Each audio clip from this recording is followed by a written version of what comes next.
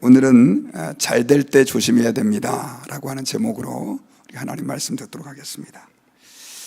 세상에서 그 비즈니스를 하는 사람들도 꼭 가져야 되는 원칙이 하나 있다고 합니다. 그게 뭐냐면 잘 될 때 조심해야 된다.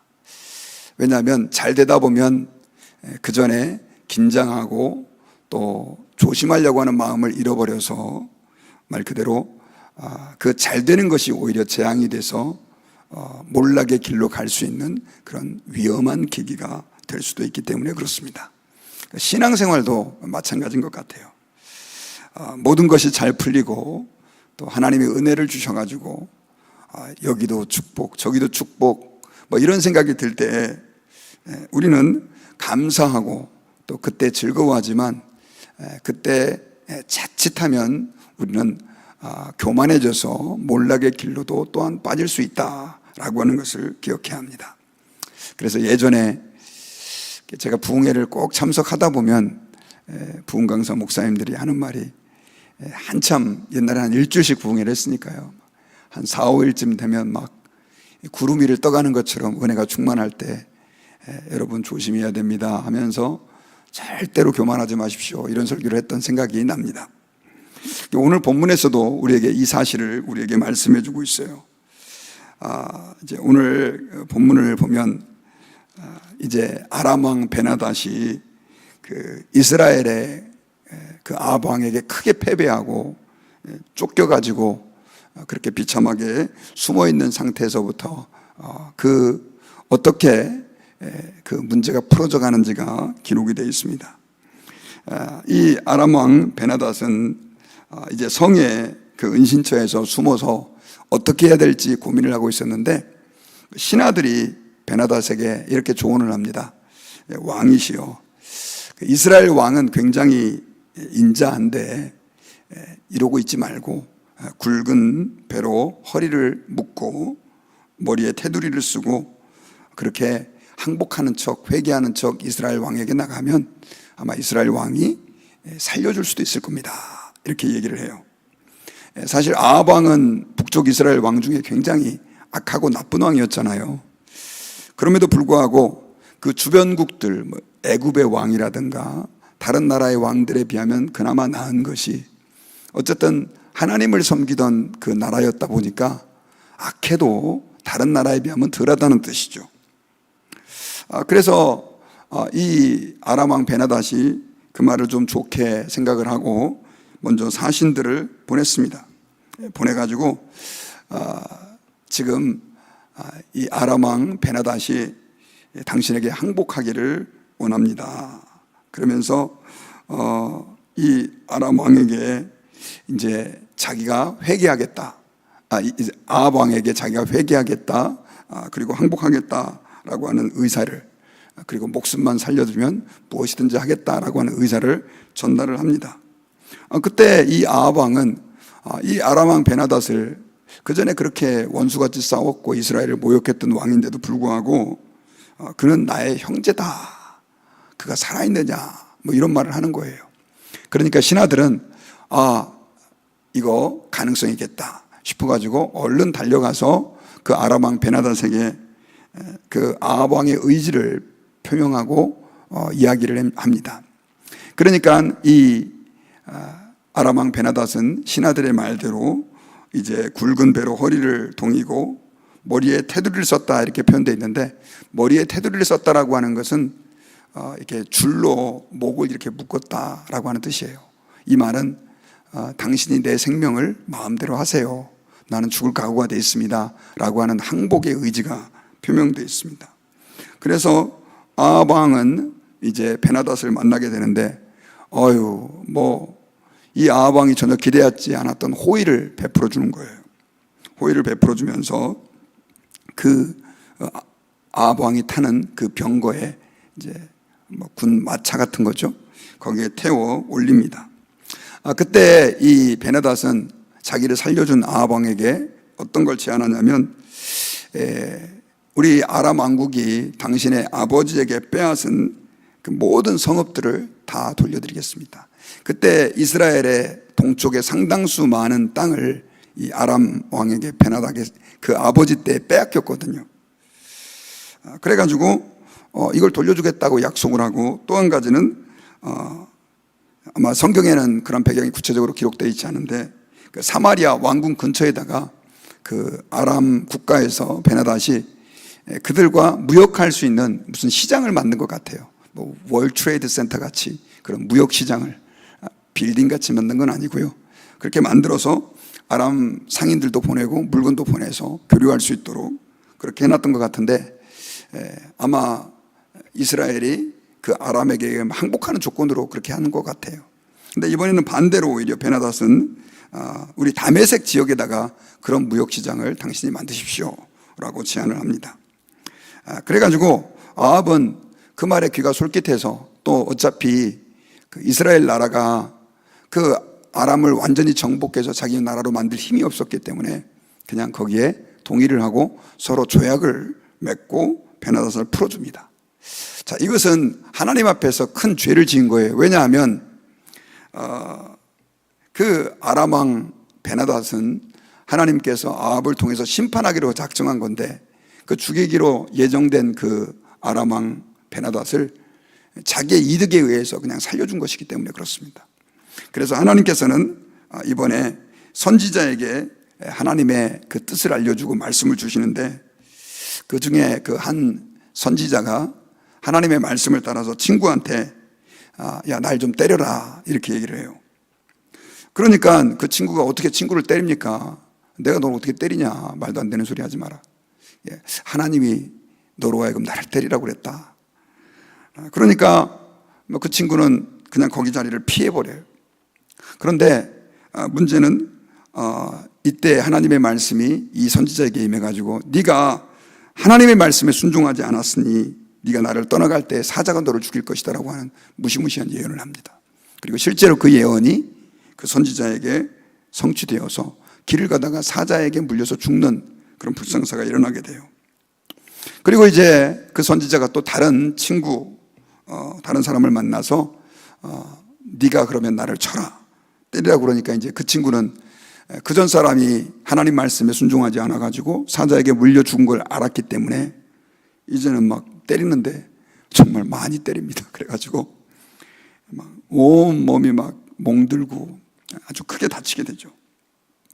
그리고 나서 그는 다친 몸을 이끌고 얼굴로 수건으로 얼굴을 가리고 변장을 하고 아합 왕에게 찾아갑니다. 그러면서 오늘 성경에 보면 한 이야기를 하는데, 어떤 이야기냐면 제가 전쟁터에 갔는데 어떤 사람이 아마 포로인 것 같아요. 이 사람을 저한테 가지고 데리고 와가지고 이 사람을 잘 지켜라. 만약에 네가 이 사람을 잃어버린다고 한다면 내가 네 목숨으로 이 사람의 목숨을 대신하겠다. 만약에 그게 안 된다면 은 1달란트를 내야 된다. 그러면서 이제 그런 부탁을 제가 받았는데 제가 잠깐 어디 갔다 온 사이에 그 사람이 없어졌습니다 라고 하는 그런 이야기를 이제 아합 왕에게 하는 거예요. 그러니 이제 아합 왕은 뭐 들으니까 뭐 별거 아닌 거예요. 그리고 뭐 자기가 책임질 일도 아니라고 생각한 거죠. 제가 참 억울합니다라고 하는 이야기를 그 선지자가 하는데, 이 아합 왕은 네 실수니 네가 책임져라 라고 얘기를 해요.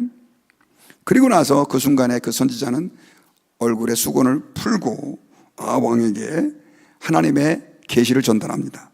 그제서야 아합 왕은 그 수건으로 얼굴을 가리던 사람이 선지자인 것도 알아보게 되죠.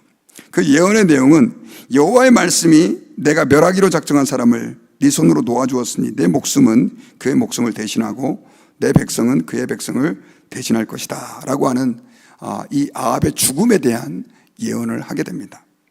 이 아합은 그 이야기를 들으니 얼마나 답답하겠어요.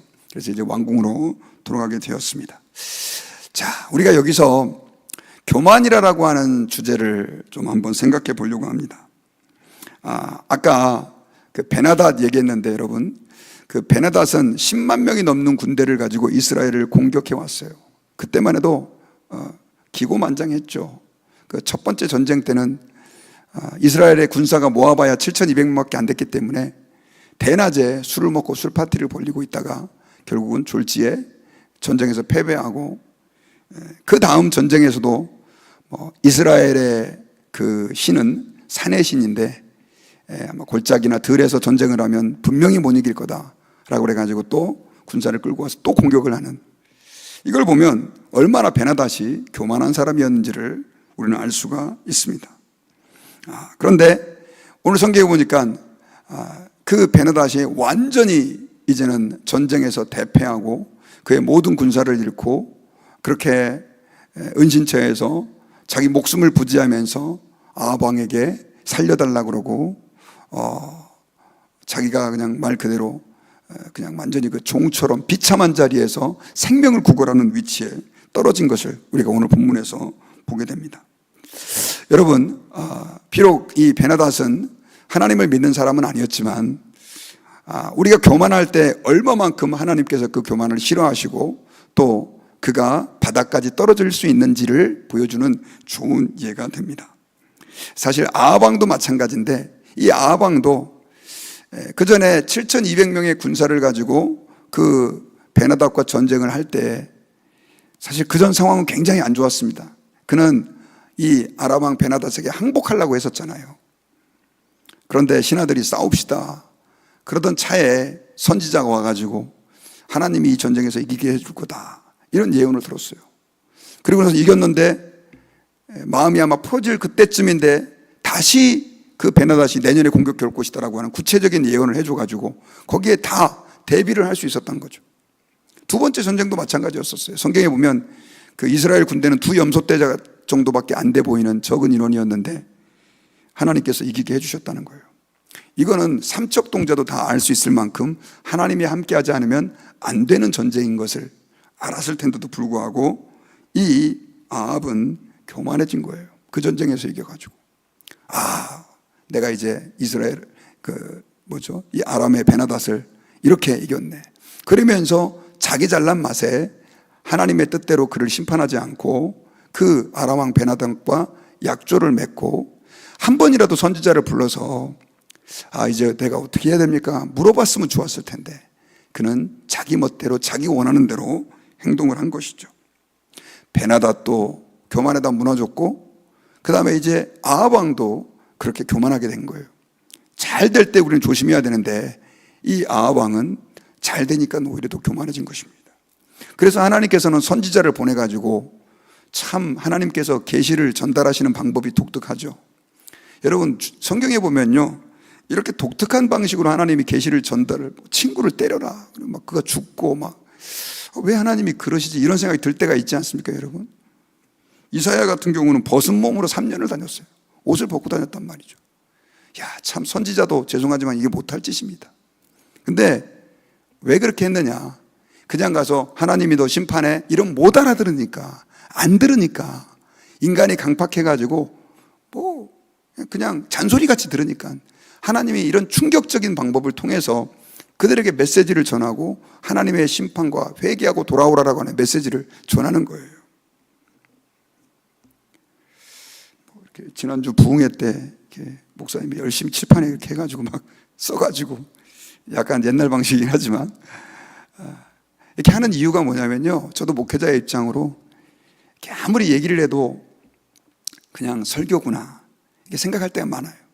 조금이라도 더 성도들에게 좀 잘 전달하고 싶은 마음이 있죠, 목회자에게는.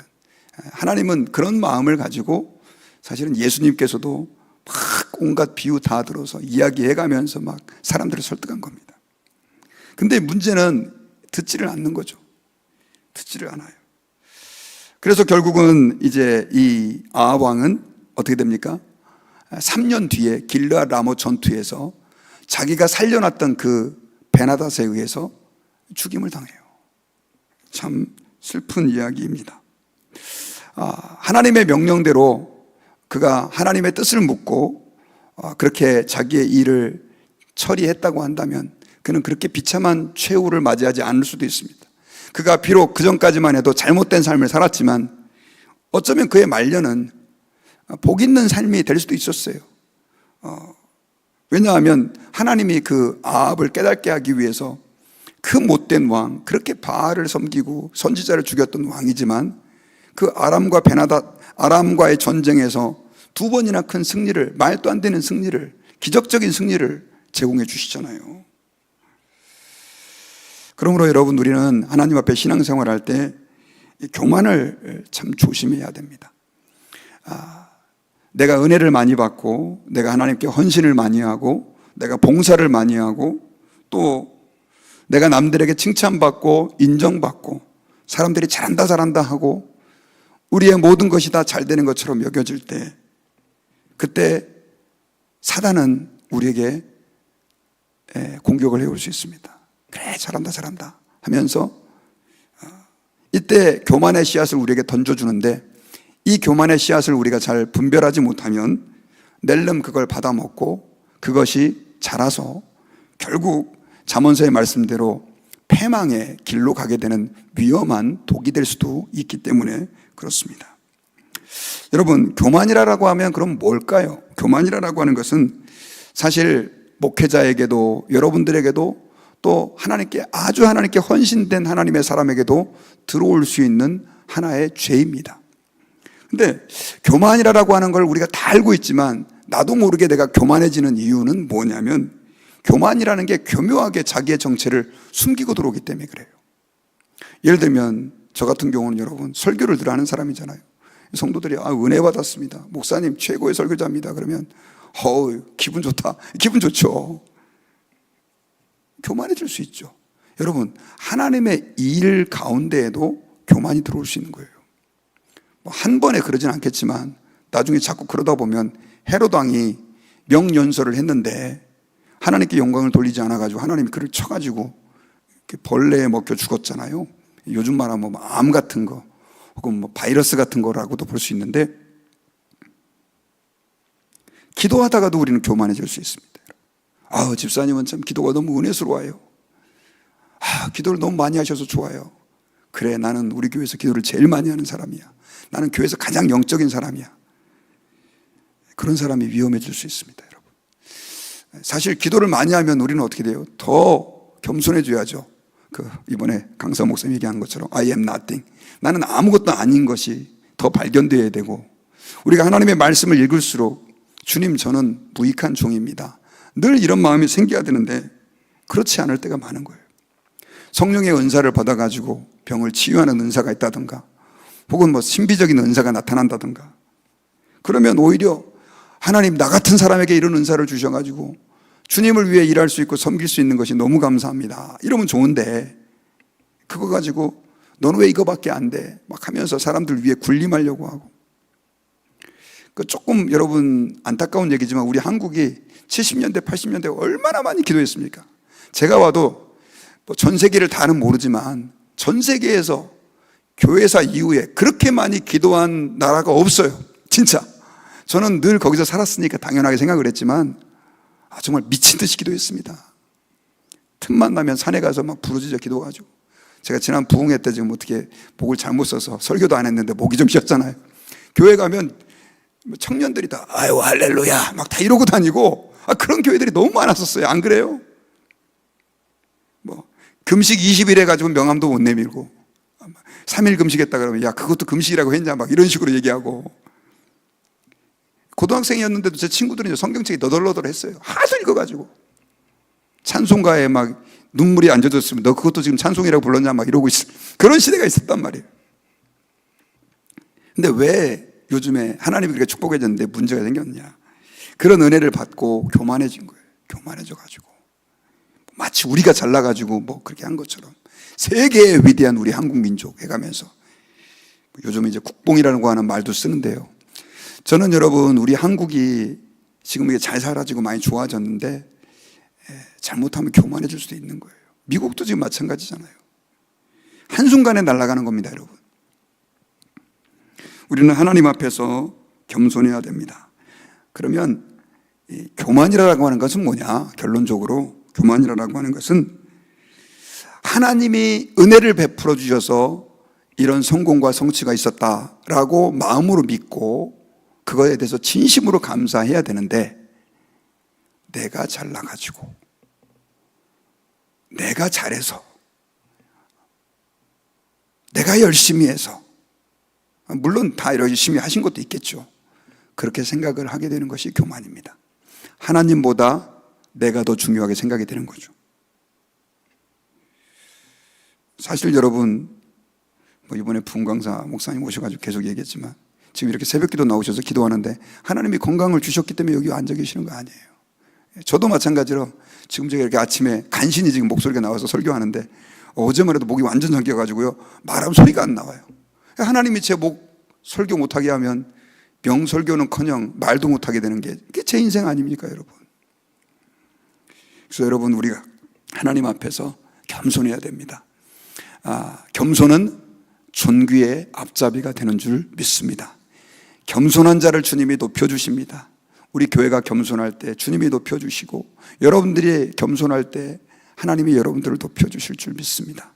그래서 하나님, 오늘 이 아합왕 또 베나닷 교만의 그 샘플들을 보고 있는데, 하나님 앞에서 정말 십자가를 지기까지 나다지셨던 그 예수님이 내 안에 계신다면 제가 겸손한 삶을, 겸손의 길을 걸어갈 수 있도록 오늘도 은혜를 주시고, 내 영의 눈을 열어서 신비한 걸 보는 게 아니라 그 이사야가 성전에서 하나님의 임재의 그 영광을 체험하고 나서 그랬잖아요. 화로다 나여 망하게 되었도다.